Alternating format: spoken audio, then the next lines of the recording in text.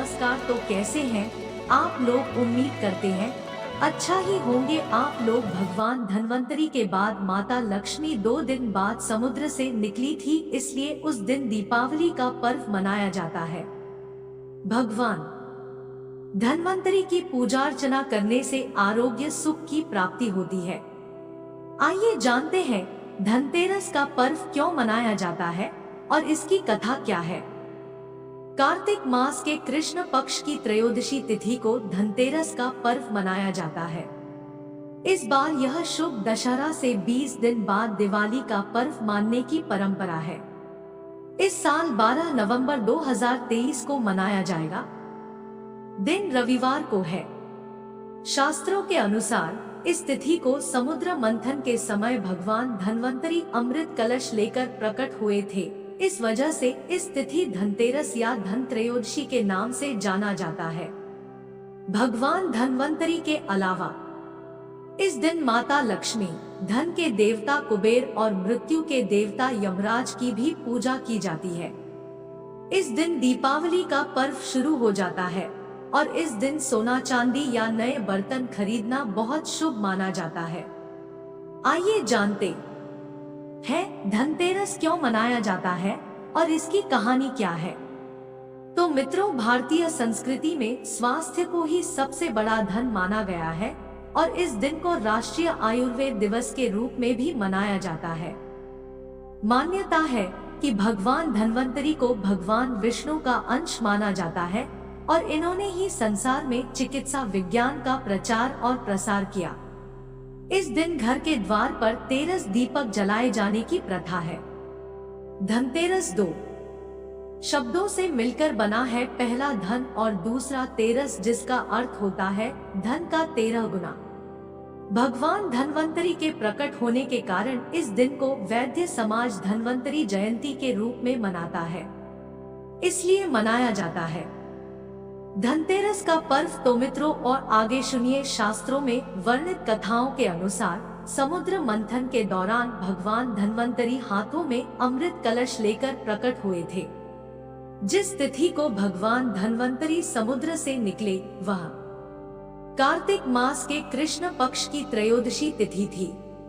भगवान धन्वंतरी समुद्र से कलश लेकर प्रकट हुए थे, इसलिए इस अवसर पर बर्तन खरीदने की परंपरा चली आ रही है। भगवान धन्वंतरी को विष्णु भगवान का अंश माना जाता है और इन्होंने ही पूरी दुनिया में चिकित्सा विज्ञान का प्रचार और प्रसार किया। भगवान धन्वंतरी के बाद माता लक्ष्मी 2 दिन बाद समुद्र से निकली थी, इसलिए उस दिन दीपावली का पर्व मनाया जाता है। इनकी पूजा अर्चना करने से आरोग्य सुख की प्राप्ति होती है। तो मित्रों, धनतेरस की पौराणिक कथा थोड़ा जानते हैं। एक बार मृत्यु के देवता यमराज ने यमदूतों से प्रश्न किया कि क्या कभी मनुष्य के प्राण लेने में तुमको कभी किसी पर दया आती है। यमदूतों ने कहा कि नहीं महाराज, हम तो केवल आपके दिए हुए निर्देशों का पालन करते हैं।